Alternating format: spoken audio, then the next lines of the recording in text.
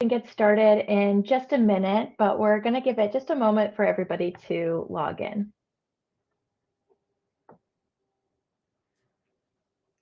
And just a reminder for those logging in, feel free to go in the chat, drop your name, hello, where you're from.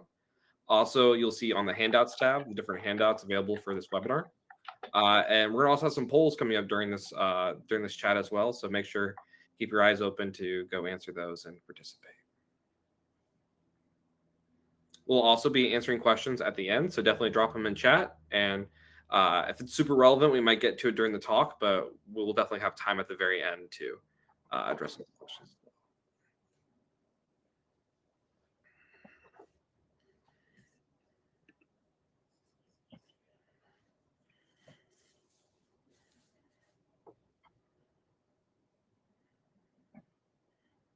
Oh, great. Lots of people checking in the chat here. Yeah, it looks like we've got quite a few people signed in. So I'm just going to go ahead and get started. So I want to welcome everybody. Good afternoon. We're really excited to talk to you today about data-driven scenario testing, with the goal of allowing you to learn some ways to maximize your resiliency activities with less effort on your end. So we'll start off by giving a quick intro. Davis, I'll let you go first. Yeah, hi everyone. I'm Davis DeRodes. I'm the lead data scientist here at Fusion. I had the pleasure of working alongside the product team, such as Mandy here, and helping develop and come up with the ideas and products for AI, data science, and one of those in particular is, work in scenario testing, which has a lot of opportunity for ability for data and artificial intelligence to really help it. So pleasure to be talking today. And also I saw some folks from Durham in the chat. So I'm in the triangle as well. So shout out Durham. Great. And I'm Mandy Leavell. I'm a senior product marketing manager here at Fusion as well. I work more on the go-to-market side, but I've actually worked really closely with Davis in bringing some of our scenario testing capabilities and AI capabilities to market. And so really excited to talk about this today. I am in the Chicago area, so shout out to anybody logging in from Chicago. Just a note here before we get started is that this presentation will be recorded and available on the DRI website for you afterwards. So if you want to revisit something or look back, you'll be able to do that, as well as feel free to drop any of your comments, questions, anything in the chat. We will have Q&A at the end, and so we'll just make sure, but feel free to submit those questions anytime. So with that, we've already got introductions, so we're one bullet point down. But we kind of wanted to talk and set the stage a little bit with what are some of the new expectations we've seen regarding scenario testing out in the market and with regulators. Then moving on to kind of the current state of scenario testing, its purpose, but also kind of some of the downfalls and pain points that we've seen. Moving then into what can exceptional testing look like? What is testing that feeds back into itself, saves you time, and it's more efficient? And then moving on then into the role that AI and those capabilities are able to play there. So some of the new expectations we've seen with scenario testing, just level setting here, is in a 2021 Business Forrester survey, we saw that 78% of business continuity practitioners say that their top priority for the next year is going to improve their ability to stress test risk scenarios. Key there being stress tests, which we'll get into a second. And then also something we've been seeing is a lot of the new global regulations that have come out, or regulations that do have global traction, have a large focus on scenario testing, not just how often you're doing it or what that looks like, but how you're reporting it. For those of you who are familiar with the Digital Operational Resilience Act out of the EU, that's another very large regulation where one of their pillars is actually resiliency testing. So it's gaining a lot of importance and a lot more scrutiny. But just something you'll hear us talk about a lot today is that this is no longer kind of a check the box, okay, we've done it this year or a couple times this year. You're not trying to say, great, things worked, we checked for success. Your organization actually needs to be stress testing, trying to find the issues proactively, and knowing what's going to have the greatest business impact. And we'll kind of get into that more later. And then just kind of what we're hearing from our clients, from our trade bodies, from advisors, and from regulators. So one thing is, as we were just talking about on the previous slide, meeting increasing scrutiny around scenario testing, not just the fact that you're doing it, but what are you testing? What are you recording? And then also, are you learning from these tests? And how are you implementing the findings that you've made from these tests? As well as how do you report these? How are you showing regulators that you're actually performing these activities and you're learning from them? Which goes to kind of the next point, having services and impact tolerances at the forefront of your testing program. Knowing that when we say test to fail, that's just what we're saying, where, you're not just following a single line through and saying, great, we checked this service, it works, everything's good. Saying, actually, out of all of these kind of scenarios, this is where our organization is kind of weak. And this is how we're going to remediate that, being really proactive. Really increasing the frequency of your testing, making it a core part of your resiliency program. And very important is being able to integrate your vendors into your testing regime. More and more, not only are you relying on third-party vendors to help you deliver your important business services, but also with the hybrid environments, your data might be stored. You need in a different place, with your data that you have with vendors. So it's really critical that those vendors that supply your important business services are incorporated there. And then just focusing your teams on having those meaningful conversations, again, not just a check the box activity, but using using scenario testing as a tool for your organization to really dig deep, understand, try to really kind of highlight those vulnerabilities and work to get them together to solve them kind of across the aisle there. And then I'm going to pass it over to Davis to talk a little bit about the current state of scenario testing. Yeah, absolutely. So, kind of Mandy said, the bar is getting higher, the stakes have never been higher, and it's all in the name of resiliency. So, we're going to start with the poll here of kind of just getting a sense for the audience here of how many tests on average are you performing a year. So, not just scenario tests, but just any type of testing you feel like you're doing. They come in many shapes and sizes. Just feel free to throw it in there. Definitely going to see folks, if you're putting that 21 to 100 or 100 plus option, like definitely be feeling pretty good about yourselves. But what I'm seeing is kind of what I've seen from a lot of folks before is hopefully you get one or two, maybe three in a year, and that's kind of really checking the box. So definitely not too surprised with the answers, but always good to see that we're having around 20% of folks on that upper tier for sure.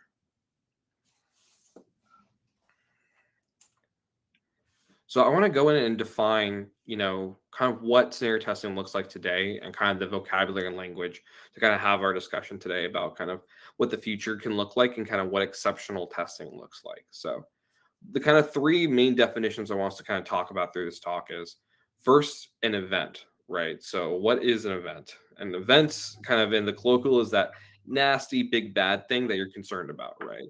Whether it's a natural disaster, a natural hazard, cyber attack, a socio or geopolitical risk. Those are all different things that can affect you. I'll also flag too, those have a really strong, even heard it kind of I was talking there, those have a really strong natural relation to threats and risk, of course. Now, there may be some operational risks that I don't think, are particularly relevant for scenario testing, but for the most part, like those events are like those big, bad, unplanned occurrences that can meaningfully disrupt your operations. Next, we have scenario, right, which is kind of the intersection of that event. So that hurricane, that cyberware attack, right, cyber attack to your business, right? And think about the actual assets that are either vulnerable or might be susceptible to those. So things like applications or vendors or sites, right? Those are all different types of things that can really be impacted by it. I will say too that it's really important to think about, real direct impact. So a hurricane doesn't affect, right, your ability to deliver, your making payment service, right, directly, right? So the hurricane doesn't hit your making payment service or it doesn't hit something like that, right? It really hits a physical asset that supports a process or a service. So it's really important to just have that context when you are doing scenario testing. Because in particular, as Mandy cited before, a lot of the new regulations really do want that service-oriented testing, but it's important to not kind of throw the baby out with the bathwater or miss the message there. which is really, you need to be thinking about kind of how folks have been for a while, right? Which is, how is this asset going to withstand this disruption? Is it prepared for it? Is it not prepared for it? And then really what they want you to think about, what's that downstream potential impact of those assets being disrupted. Well, the last thing is validation, which is sort of kind of part of the testing, exercising regime as we view it. It's really kind of measuring or testing or validating the efficacy of your preparation and your resilience for these different scenarios. So you have all these different events; they're attacking multiple different entry points in your business, and then what happens? Are we prepared for it? What would we do in these scenarios? And is that good enough, right? So it's one thing to say you have a plan, but it's another thing to say, is that plan good enough? And it's another thing to say, is that plan even plausible, for example? So those are all really important things when you talk about validation and scenario testing. But kind of macro level, right? It's good to have those definitions set the table, but kind of macro level, what is the importance of testing exercising? Like, why do we do this in the first place? And sure, as we mentioned before, it could just be a regular telling you to do a check the box exercise. But as practitioners, as folks, actually working on business continuity and resilience, kind of why are we testing? And it's really important for multiple reasons. So one, right, actually determining what those threat vectors are, which might look like a partnership with your risk organization potentially, but really being clear of what are the threat vectors out there, what are the things that are the most likely, but even outside the things that are the most likely, what are the things that are really scary and are plausible, right? What are the things that could potentially happen that could really ruin our organization? I think a big framework as things like, the really big cyber outage earlier this year, or, COVID, for example, that, it's not necessarily probable anymore, it's plausible. So really thinking about your scenario testing in terms of that. With that as well, right, identifying those gaps in processes and responsibilities, right? Kind of back to that validation thing, like, are there missing pieces to the chain that we're missing that, might actually throw us for a loop if we were trying to recover this during a scenario? Validating those strategies and responses. So being really sure that when you say, hey, we can bring this back online in 24 hours if we have, the right assets available, just making sure that's actually true and it's been tested and validated. Instilling confidence in the teams and stakeholders. Practice makes perfect, obviously, right? The more reps you can get in, the more confident you're going to feel in it. And it's really important to just, make sure everyone's still on the same page of how to bring back something. And I think scenario testing is a really good job too of, I'll go on this in a second, but really in that additional context and those additional restraints that can push, folks testing out of their comfort zone, right? So it's no longer, hey, it's, a quiet Friday morning. Can I do this failover? Can I start this backup system? It's okay. It's in this context of, I have 3 other things going on. I'm talking to all these other people, et cetera. So really, helping, build that confidence and also muscle memory when, things are, going on. And finally, the last thing too is regulatory and compliance, right? As I mentioned before, it's an important box to check that we're doing this, but there's a reason why those regulations exist. And it's because this is important, especially if you are in an industry or company that provides something really critical to kind of the foundation of society and the economy. And really kind of the POV we have on this is, your capabilities aren't reliable. They're not real until they're validated. That's one thing to say you have an RTO or an objective for something. But until you actually try whatever your plan is or whatever your strategy is to recover something, and especially, there's a level of confidence to your ability you can do that. But it's not real until it's validated. And that's really important. So I'm sure a lot of folks on the call today are really familiar with this, but what are the different types of exercises out there? So there's a lot. So there's really basic small things like, a notification test, especially for crisis management, structured plan walkthrough, kind of just reviewing a plan. Then also other workaround procedures, testing to see if those work. Again, much smaller scope, much siloed impact, but still really important too to, knock those out and make sure, really blocking and tackling those, really basic things are available. Then as you go to medium scope, right, these are bigger things like unit tests and tabletops, for example. So really trying to get through and say, okay, like, can we, with a smaller group, a really focused group, which will go on to the pros and cons of that later. Can we kind of do something that feels a little bit more realistic and a little bit larger scope to what that might look like? Again, it's not going to be the entire scope. And I'd argue that there's only a couple of solutions that can really give you the full picture, excuse me. but tabletops are absolutely, a good middle place for you to be able to do that. And then also on the more crisis side, right? Things like, fire drills, evacuation, shelter in places, etc. Those are also kind of, again, kind of demonstrating, kind of what that medium scope looks like, right? It's just one office, right? It's just one business unit. So it's still focused. It's just not, kind of fully. And that last one is that kind of larger scope, right? It's okay, how realistic can we make this thing so that it feels really accurate to what we're doing? And those are things like full scale exercises with multiple different departments, multiple different groups, functional exercises as well. And the one I really want to highlight too that we're going to propose later today is some type of form of automated scenario testing. So really using data and AI in your advantage to help you handle that giant scope, right? Because the thing is if you want a tabletop, for a, full company-wide potential impact outage, right? There's not a room big enough and there's not enough microphones, right, to get everyone's thoughts, opinions on what they would do. But with something like automated scenario testing, you absolutely have the ability to have your data at least approximate what that might look like, and especially without having to get everyone in the room at a much cheaper cost. So a little teaser for what's coming next. But we kind of want, while I pass over to Mandy here, we do want to kind of ask everyone kind of currently, what's the biggest pain you're experiencing with scenario testing? We'd love to hear that. Yeah, I'm looking at too the kind of the results from the previous poll of how many times you're testing. I see, 46% of people are doing 1 to 5 a year. And so I'm wondering, if some of that is going to be the time and the resources it takes. It looks like we're somewhat evenly split right now, actually, with between knowing what to test, building a scenario, getting that engagement, very difficult, lack of time and resources again, and then no holistic view of resilience, relying on tabletops to get a view of resilience when it is something that takes a lot of time and resources.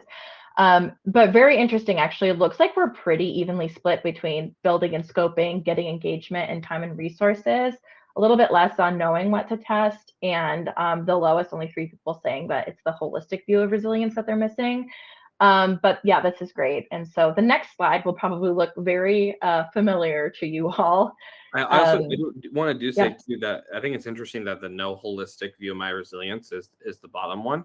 I'd be curious and throw your comments in the chat if you absolutely have thoughts on this. If that's because today it really feels like you really want to kind of do maybe those medium scale events a little bit more than those large ones, and it's just more kind of what you're doing today versus what you would like to do. So absolutely throw your comments in the chats, and especially for questions, definitely throw them in there too. Yeah, whether it's a priority thing as well. If you're like, I'm not trying to get a holistic view, I'm just trying to take step 1 right now. So I'm just trying to get this process group in the room to do a tabletop, and I want to do it as fast as possible. And then I'll get a good look at it. Yeah, exactly. Definitely understand. Okay, great. Well, we can jump then to the next slide. Oh, I was like, who's not making a slide? I was like, oh yeah, it's me. I'm the person. It's you. Yeah. No. Okay. So, one of the biggest things we see too, and what we had 14% of you answering is, I don't know what makes sense to even test against. The reason why this is such a problem is that threats and everything are always evolving. There's always new cyber threats coming. There's new technology. There's new things coming to light. Your new regulations. It can be really hard to keep up and know what even to make sense for your organization. The next one being knowing exactly what is the right data. Like, I don't even know if I have the right data for this. If I do, where do I get it? And that's really tricky too, because a lot of the times data can be really siloed. It can be kind of disparate in different systems. And so bringing it together can be a big challenge for people. Also, your organization is really complex. So data is going to be in different areas. The next kind of really big issue we say is getting engagement to run a scenario. Don't know who to engage. So knowing who to engage is one step there, but also a lot of the times you're trying to get some, higher level executive faces in the room, and everybody's really busy. Testing can be really laborious. And sometimes, if you're not as prepared or not focused, it can be really hard to capture stakeholder attention when they have other things going on, being able to prove that it's a priority. Next is just having examples or guidelines. What does a good test look like?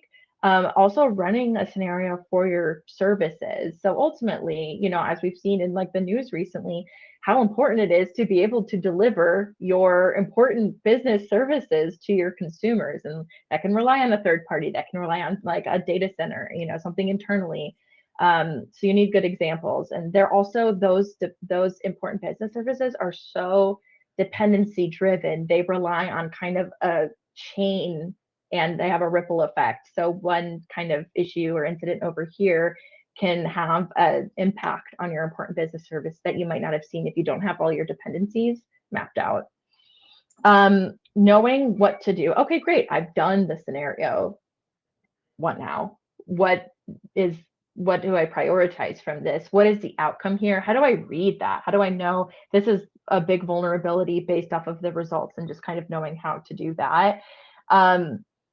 Because there is just a huge amount of information you get from a test. So how do you know what to prioritize?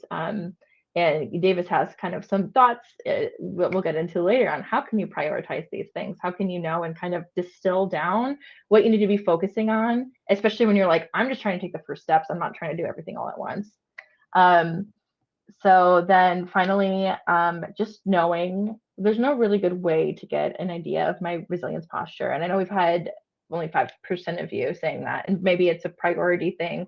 But it is tricky because what we found is that often with testing, it means you're relying on tabletops to get a view of your resilience. And not only does it take a long time and a lot of effort to do that, but then you have to try to pull the results from all of those and get everything together. And so, we talk about getting and building the scenario, having lack of time and resources, that can really get in the way. So obviously there's a huge amount of difficulty within the scenario testing. And we talk about scenario testing is really, it's so important. It's critical to driving and being able to deliver your important business services, but it's not easy, both in just what it is and just getting the time and people to do that. So kind of with all of these in mind, we kind of wanted to bounce off of those and show what can exceptional scenario testing look like. And these are things that it's not like, okay, I have to get my program on its feet before I can even think to do things best practices. There are some like foundational things that you can keep in mind, even if you're, I think 8% of you said that you're not testing right now. If you're starting to, step into that, things to keep at the forefront. So this slide is going to look a lot like the definition slide that Davis showed, because these are kind of the foundational things. So events are happening all the time. In your program, you need to be able to be aware of them, yes, but then also have a way of knowing, does this pose a threat to me? You need to be able to sift out the noise, know what actually matters to you, and then be able to test for those things so that you can respond for those things.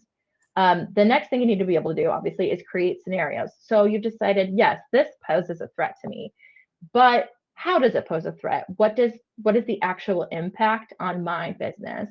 Same event can have two very different impacts on two very different organizations. So having a way to know what that impact is, which then kind of a step back necessitates you knowing, your business very well in terms of like, what are the most important things I do for my customers? What are the most critical processes that I have? And that way, this impacts this piece of my process. And then you can understand kind of the impact there. And also looking for tools and technology that can help you kind of suss out the business impact. And then finally, being able to validate that resilience. So, okay, great. I know what the impact is. Here are kind of the ways that we would, recover or, mediate this impact. Do those actually work? So not only do I have these processes in place, does my team, are they enabled to know how to do these things? Do they know why we're doing them? And then beyond that, do they work? Am I ready for the thing that poses a threat and has an impact to my business? So kind of breaking it out a little bit more here, scenario testing is kind of a journey that can feed into itself. And this is kind of where we can start thinking about, okay, how can I do more with less manual effort? So looking at this timeline here, not trying to reinvent the wheel and build a whole thing from scratch every single time. How can you use the previous tests you've done to inform your future tests so that your scenario testing program iterates on itself and becomes better and improves. So obviously the first step there is identifying and building those scenarios. A lot like we said in the first slide, being able to know kind of what poses a threat to you and the impact it would have on your business, and being able to have like a good grip on your data and trust in your data that you can build a scenario that is realistic and plausible. Then obviously testing those scenarios, validating this. We've kind of talked about this in previous slides, but you want to be able to run those tabletops and run tests with high priority scenarios. And you want to do it often. You want to be recording your findings as you go, or have a way to be very meticulous about the notes and your index, and seeing, like, following the thread of what happens, so that afterwards you can easily look back and see like what actually happened during that test. Verify and address gaps and vulnerabilities. So this is a key part. And you see, we kind of have the loop in between those two.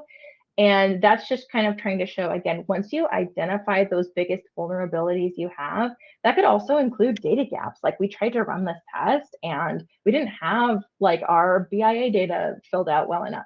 So that can also help kind of feed back into that process.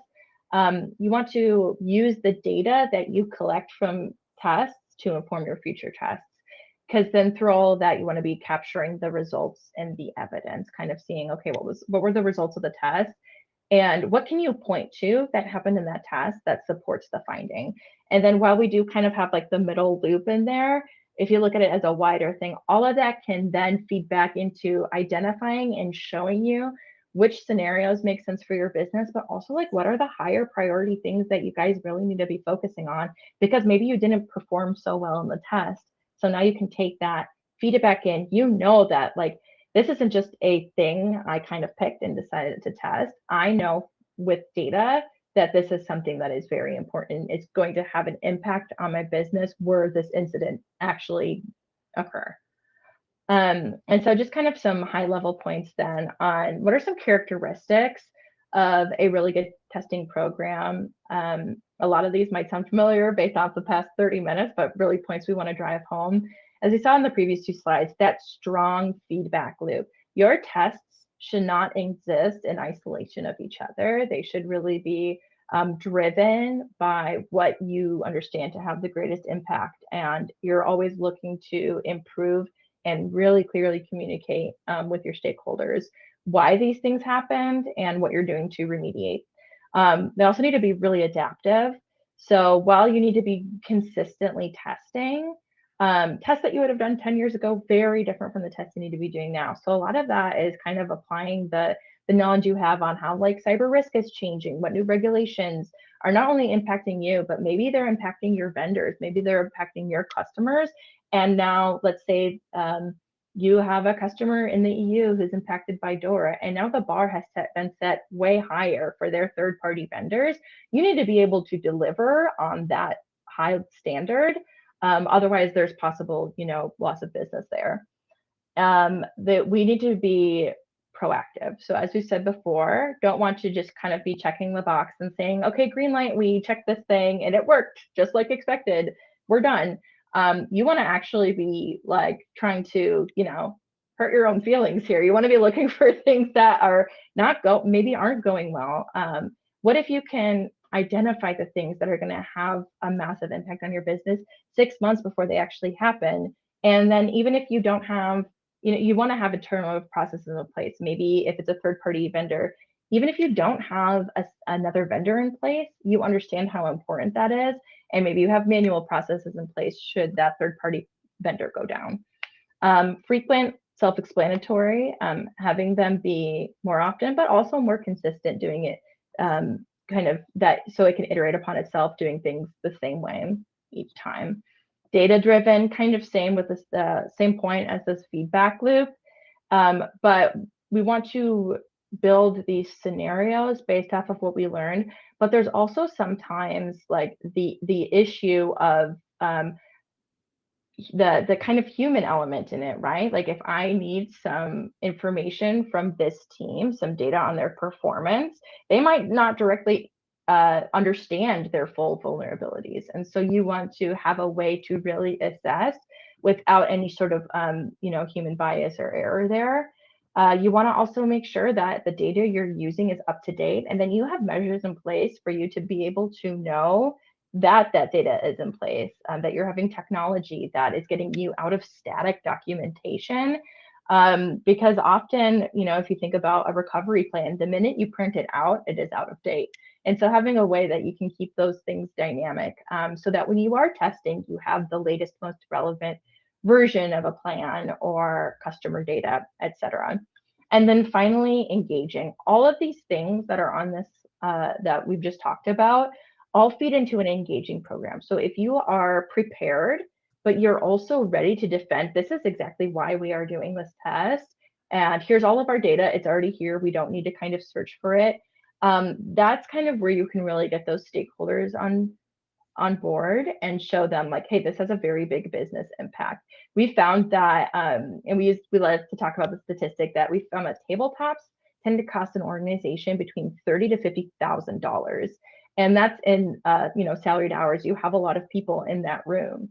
That's a huge investment. So when we're talking about the time investment, it's also like a pretty big financial investment.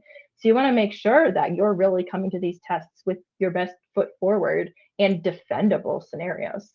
And I'll say on top of that too, that's just the salaried hours.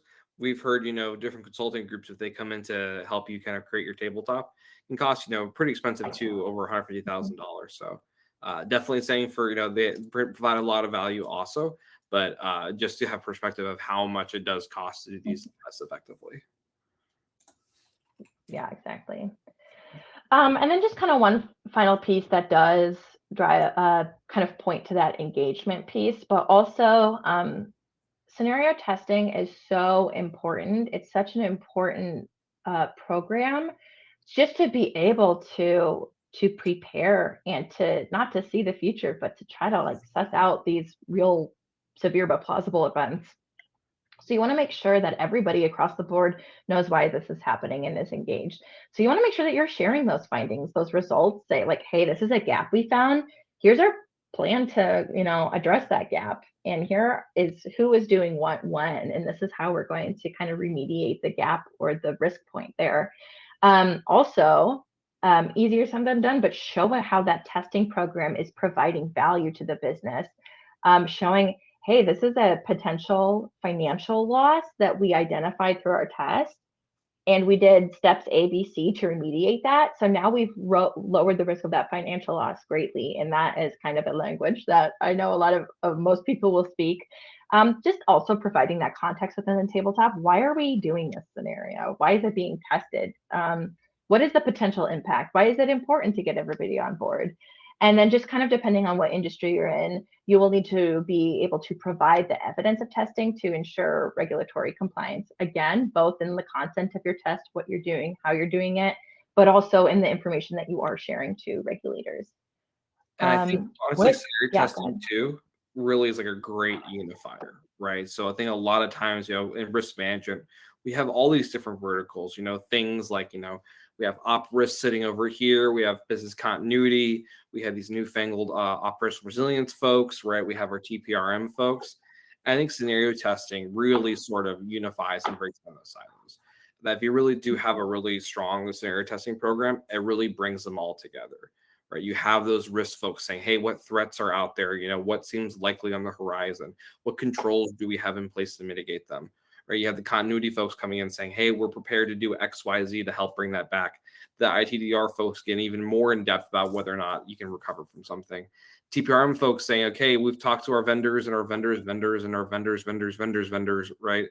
And we have a much better line of sight into how prepared they are for certain disruptions or for certain scenarios. So honestly, we really have seen it with our customers be a place where, it really kind of brings everyone together. And I think also elevates the discussion of risk management because, as Mandy was saying, right, not only is it a really big compliance thing, if you're avoiding those fines, you're obviously doing a very good job. But at the same time, you're being able to put a financial dollar on your ability to withstand and be resilient. Because you're saying, hey, we avoided, this big bad thing from happening.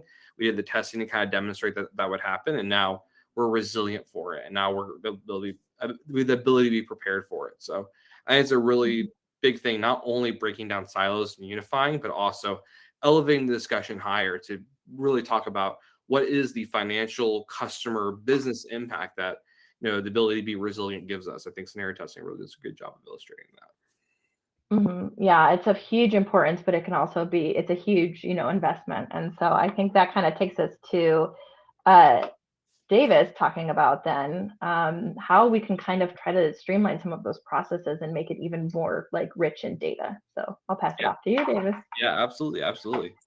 So we are going to start with a poll about how does your organization feel about the implementation of AI tools? With the onset of Chat GPT, obviously AI cannot be more of a hot topic. So interesting, curious to see what folks have, because there's a lot of data out there saying what folks are doing, what they aren't doing. So it's coming in encouraging to see 12 answers with we already use it. So I'd love to hear if you do have specific use cases or kind of what your organization's doing. Feel free to throw that in the chat. We have seen some organizations bring their own AI. We've really seen a lot of folks kind of do their own homegrown thing with regards to managing their own AI. But a lot of folks also looking for really secure partners to be able to build out AI. So particularly that 25% I'm seeing for looking into it but need to learn more. Also, there definitely is a contingency out there with that 10% for the our organization does not allow for AI. I think data scientist speaking, so maybe I'm biased. I wouldn't want you to miss out on any exciting, great functionality that could really drive value for your business when you kind of explore what AI can do for you. But it absolutely is a big risk, especially with partners out there who don't respect your data privacy. That's a big thing too, is that data is probably been said for the last decade, but data is the new crude oil. The data is worth its weight in gold nowadays. And so there are definitely folks out there who want to use your data and not for the right reasons. But yeah, it looks like got a couple of skeptics, a couple of folks who can do it. Pretty even distribution, actually. And yeah, I'm also, for that 13%, interested in you to find the right application. I hear you. Yeah, that's definitely something we've definitely seen folks too about.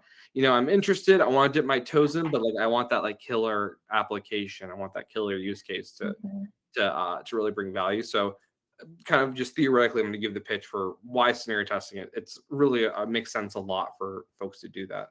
And really, if you're going to use AI, scenario testing can bring a lot of value. So AI, it's a buzzword, right? I really try to do this in almost any talk I do with artificial intelligence, because a lot of people throw out these buzzwords and stuff, and I really want to just make sure everyone comes away from this knowing kind of what's real, what's not, and kind of what those words should mean. So at Fusion, we do have an offering called Resilience Copilot, and I actually had it tell me what is artificial intelligence. So I asked it to kind of like define itself. And this is what it came back with. It's a systems designed to analyze large amounts of data. That's really a key part, is that it takes a lot of data. Learn from patterns and experiences to make predictions or take actions based on that analysis. And I think it's really, really solid. So really lots of data, learning things from it, making predictions based off of it, and then for either the user or the AI itself, taking actions from it. So my favorite meme is on the right, but really the underpinning of all of it is statistics and data. And machine learning, artificial intelligence are just different kind of terms folks use to really kind of attract folks. But the kind of four main use cases I want y'all to come away with today is, so one, simulation, which a lot of people knock simulation. I think it's incredibly valuable for multiple reasons. So simulation really uses data and rules to imitate nature. That's the best way I could put it. So that's kind of in contrast to another approach, which is on the right, which is machine learning. So machine learning is having the AI really study the data, learn from it, and then make predictions. So if I was, for example, in charge of, for example, New Orleans Hydro, right, the water department for New Orleans, which I've never talked to them, so I read this in an article. So forgive me, New Orleans Hydro, if you're here, if I get this wrong. But they could do kind of one of two things, right? They could collect a lot of data on, floods, hurricanes, etc., and how the city of New Orleans handles that, and they can make predictions about, what's going to be impacted, how long or how much rain is going to come, things like that, and really try to predict exactly kind of what that number, what that outcome would be. Or what they actually did is simulation, which they actually built like a MIDI version of like a couple of the levees or like the city, and they just had like mini floods essentially, and they really studied it to see what's going on. So simulation is incredibly powerful. I think a lot of people kind of default to machine learning, but they're both have their use cases, and I'll go into a little bit why some uses can make more sense than others. Both very powerful. The buzzword a lot of folks have been hearing about lately, large language models. They're everywhere. Chat GPT is definitely one of them. I'd say it's probably more of a generative AI actually, but it's an application of machine learning though. Really, it's all it is. I know folks feel like it's something new and fresh, but it's the same thing folks have been doing for quite a while now with machine learning, just applied to language. So really, it's kind of predicting the next word based off of the words you gave it and the words it's already gave. So if you see it kind of like procedurally typing out, that's sort of what's going on. Again, very remedial level, but like that's essentially what's going on. So it's just an application of advanced machine learning for natural language. And then generative AI really takes that use case. It takes that large language model and then really has it positioned to create something for you. So you give it a prompt or some text input, and it creates something, either more text, which could be analysis of like a paragraph or an essay or even data, for example, or it can create audio, video, images. Unfortunately, we're in the world of deep fakes, so that's a big thing too. But it's really having AI create things, content for you based on your input. But again, the foundation of that is those large language models, which leverage machine learning, which leverage good old data and statistics. So I used to have a slide in here talking about how really the first kind of chat experience, kind of similar to ChatGPT, came back in the 60s, actually. A project called ELIZA that was used for psychotherapy clinicians to, diagnose patients and stuff. So again, I know it sounds like all this stuff is really new, but it's been around for quite some time. So where can AI help you, right, for your different use cases? And I'm going to talk about scenario testing specifically, but kind of generally, when are these different kind of solutions used? So generative AI and LLMs get really useful for being creative, right? Really, when you need new ideas to help brainstorm, I think it's a really great application with kind of coming up with scenarios and threats for scenario testing. Also really good for summarizing large amounts of text. So if you have like plans and things like that, and also extracting bits of information from that text as well. So a lot of really great language capabilities, a lot of great brainstorming capabilities. The shortcomings, though, very important. It's not great when you need like 100% accuracy. Like if you really need to like hang your hat on the output of generative AI, that's not the place to go. You should go someplace like machine learning or simulation. If you need pure predictions, so if you need like what is going to be the IQ of the person filling this thing out based on their information, that's not the place for you to go either. It's not, folks have shown you can do it. It's not very good. It's not its best use case. And then finally, if you can't provide the context, right? So these large language models are kind of trained on the history of the internet. I call it like a Wikipedia level knowledge of things. So if you're unable to give it that additional context so it knows what it's kind of interfacing with or where it is, it's going to give you kind of vague, not clear responses. So that's really important about, generative AI, is that you really need to be able to bring it that context in the right situation. So next is simulation. So again, using data and rules to imitate nature. So if you need kind of rough outcomes, kind of generalized probabilistic outcomes, that's really great, right? If you don't need that like exact precision accuracy, it's really, really great if you just need a ballpark of what could happen. It's great if you have okay data, so you don't need like data documented to the nth degree. As long as you have enough data for you to be able to imitate nature, it's good enough. And then kind of back to the imitating nature, right? You need an understanding of kind of how that mechanism works. So kind of a con for machine learning is that's a black box, right? A lot of times, right? You can kind of get some game in a little bit to get some insights as to kind of what's going on underneath the hood, but it's not as clear as simulation where you can really clearly see, oh, it did X, Y, Z. So back to my New Orleans kind of hydro example, right? You can really see the water, oh, it's pooling over here in this levee. That's a problem.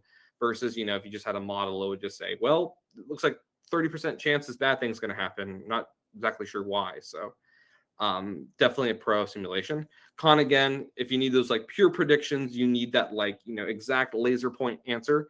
That's not the right path. But and also I'd say too, if you have users who can't handle uncertainty, I think that's also not a great use case for. I think fortunately for us, business continuity and operational resilience, right? Folks are generally, this bad thing might happen, might not happen, might be fixed, might not be fixed, right? I think generally can handle uncertainty pretty well. especially with risk in particular. They're very common with uncertainty, very comfortable with uncertainty. Finally, last one is machine learning. Definitely the most technically intensive. So you're definitely going to need a data scientist for that one. Really great if you need like those exact predictions, but like the counter to that is you need historical examples. So for example, with scenario testing, if you did want to predict like just using data, how long is it going to take us to recover using machine learning? You would need like hundreds of thousands of records demonstrating your ability to fight against or respond to tons and tons and tons of incidents, and you probably need it across multiple industries and multiple organizations. So most practically, it's probably not the path you're going to want to go down. And as I'm sure everyone here is aware, as I mentioned before, sharing data and, data privacy is a huge concern. So again, that's probably the least likely option, but a bunch of different use cases, especially maybe outside of scenario testing, it could be a really good solution for. And then the way you want to avoid it, again, it's a black box. So if you need to understand really kind of how are the inner workings going on inside, definitely not the use case for you. And then also if that outcome or target's not clear. So again, like you really need like, oh, the recovery time of every single thing in every incident, for the past 30 years, right? If that's not really feasible to get, then it's not the solution for you. So back to that fundamental foundation, though. So we're talking a lot about AI. What's that fundamental data that can be used for scenario testing? And really, we see it as the data you collect today. So things like, as Mandy mentioned before, that process and service mapping of like your critical dependencies, that's really, really key, especially if you're going to go down a path like simulation, to really have that imitation of nature, if you will. So kind of that mini flood town in New Orleans, right? Like that's like an example of like something like you want to really imitate it, and that's how you would really imitate it. Data about your validation, your capabilities, right? So not only having that piece of data you can go back and refer to saying, did we validate our recovery capability, particularly for those smaller scale exercises, but it's also useful also so that when you do whatever you do, simulations, et cetera, that you do have data to point to say, hey, we believe we can do this because we have tested this X many times and we say we can do it in this amount of time. If you do have this historical incident data, awesome. I've seen it kind of through my experience be pretty rare that folks are tracking incident data at that level. And as I mentioned before, like for it to be really good, you're going to want to share that data because again, some of these scenarios are plausible, but not frequent. And typically that data is not shared because, for example, with the recent cyber outage, a lot of folks feel pretty embarrassed and probably don't want to share that data. And I found the last thing too is looking at that horizon for what might be out there when we think probably instead of plausibly. Threat, situational intelligence data, really good too. Data like that comes from like FEMA and other natural disaster sources, also really big too, to help kind of think about like, okay, what are the weather things that could really affect my different locales that I have different assets, sites, applications, you name it, is also really big too as well. But to kind of like put like the kind of cherry on the top to kind of finalize it, right, is that traditional in-person testing, right? We kind of went over through all the pain points we're feeling today, right? It's people driven, it's qualitative, it's a lot of maintenance to manually build that. As Mandy mentioned before, $30,000 to $50,000 per test, hundreds of thousands of dollars if you work with partners, right? Findings are very manual. It's really focused and concise to get all those people in the room. And also, generally, from just what we've seen too, best practices for how to do it with services and impact tolerances don't really exist too much today. However, that definitely is changing, and it's expensive and time intensive. That's the real kind of kicker. Now, it definitely has a place, I will say. A lot of these regulations are still requiring people to do in-person testing. However, that should be a serious investment that you take seriously. And we really believe that tech-enabled scenario testing with data, AI, whatever works for you, can really help you make those investments and become more resilient and validate faster and better. So again, that tech-enabled scenario testing, really data-driven, really quantitative, can really handle that full understanding of your data. We're talking about imitating nature, right? Can really look at that full data picture and really, think about that at the same time versus having 100 people in a room and maybe half of them don't even get a comment or a word in otherwise.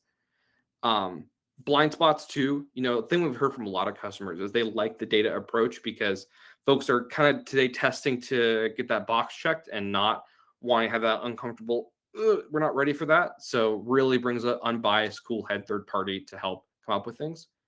As I mentioned before, that can inform your tabletop and other exercise strategy. Have the data because it's cheap and fast to run and rerunnable to give you the insights to figure out, okay, then where do we want to actually spend more time and resources to do more testing?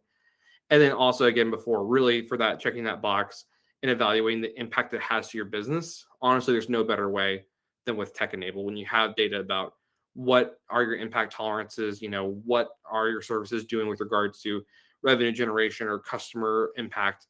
Really, really key to help do that as well. So kind of large takeaway from this whole presentation is scenario testing is really hard. It's really important, but really we do believe that having tech-enabled scenario testing, using your data, using your AI for you can really help you make your program more resilient and also really make your investments in traditional testing all the more worth it. So with that, thank you so much. And we're going to kind of go through some questions. So if you didn't get your question in yet, feel free to go to the chat and throw it in. Yeah, we have around like 9 minutes to get through some questions. So we've already got a few in here. I'm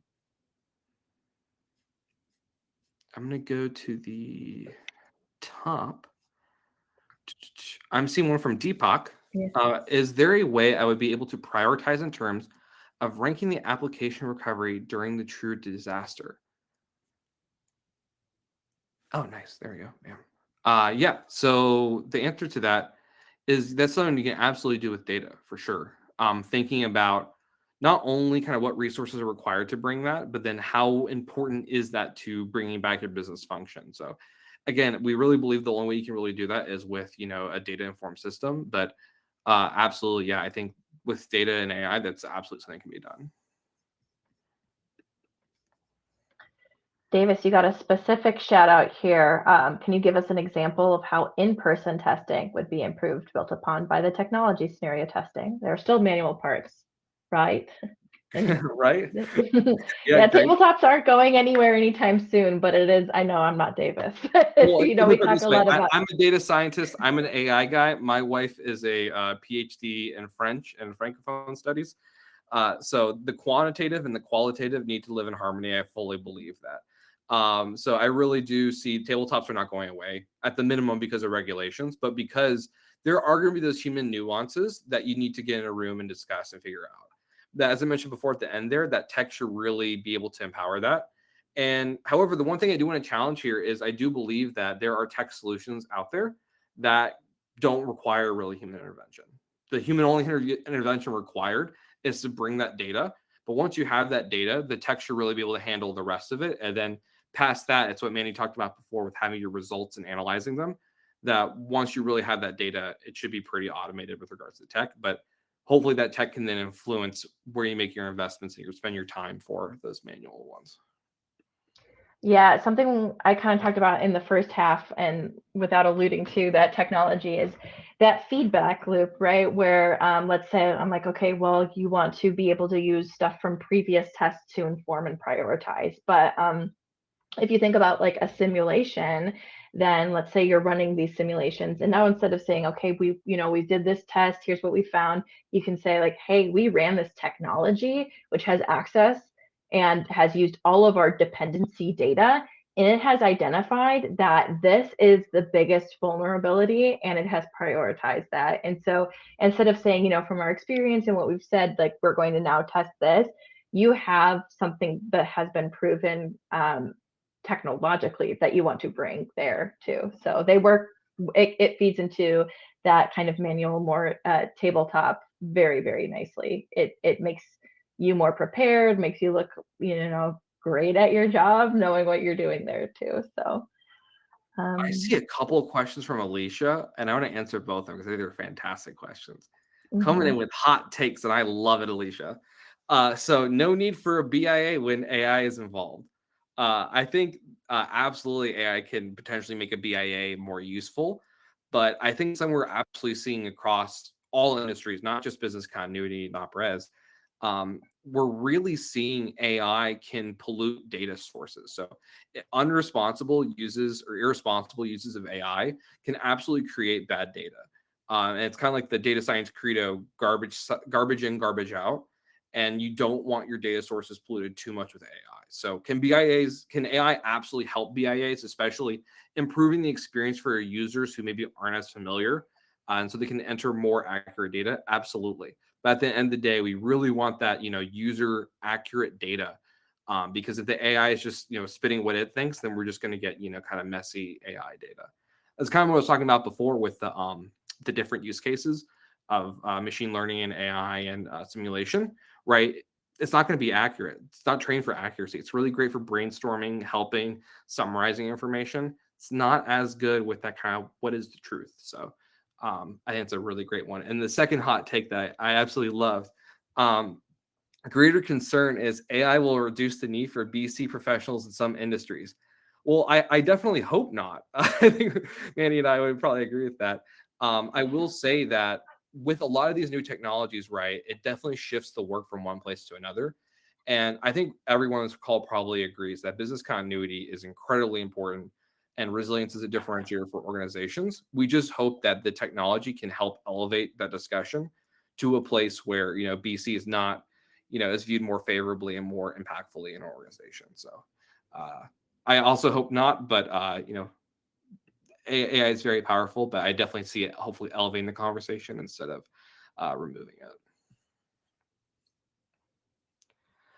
What is the chart on slide 18? Looks interesting. Let me go back. I need to pop open to see what was slide 18.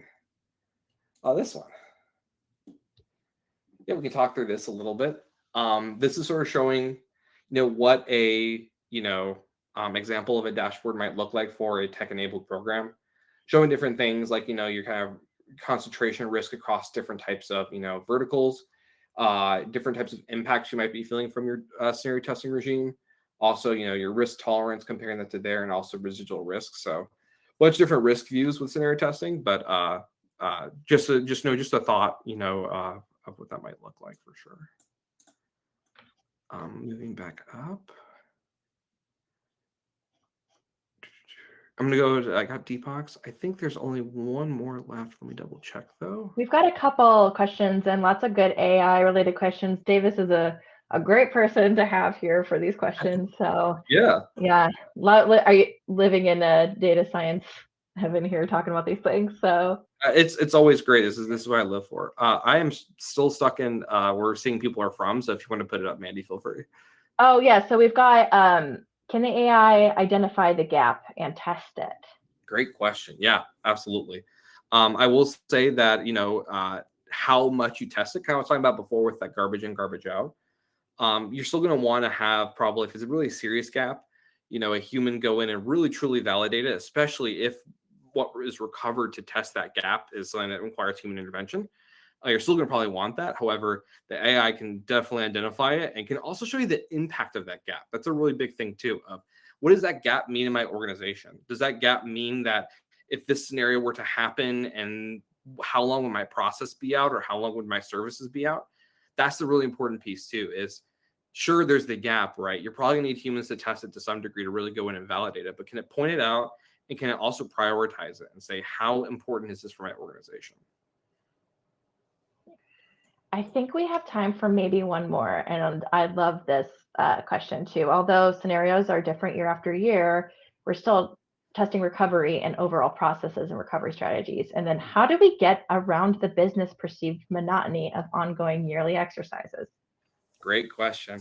My feeling on it is you got to tie it to the wallet, right? That's the most important thing to me. And it's really putting that in the context, right, of what does that recovery mean for your organization. So say you do a new validation test, a new tabletop exercise, right? And you were able to recover something, a couple hours faster, or, you improved a bunch of gaps or whatever. What does that mean for your organization? What services are now going to be more resilient as a result of that? What threats are out there that might trigger those vulnerabilities and those responses you're testing? And then what does that delta look like for your improvement? And it's really how we see the elevation of that is being able to tie, that recovery capability to resilience and, monetary resilience, the monetary impact of resilience. I think part of that too, as I mentioned before, is that it also requires kind of was discussing a lot of collaboration, right? A lot of collaboration with your risk folks, with your TPRM folks, with your different service owners, I imagine. But we really do see that as a really important thing about putting your recovery capabilities in the context of your organization to help elevate that discussion.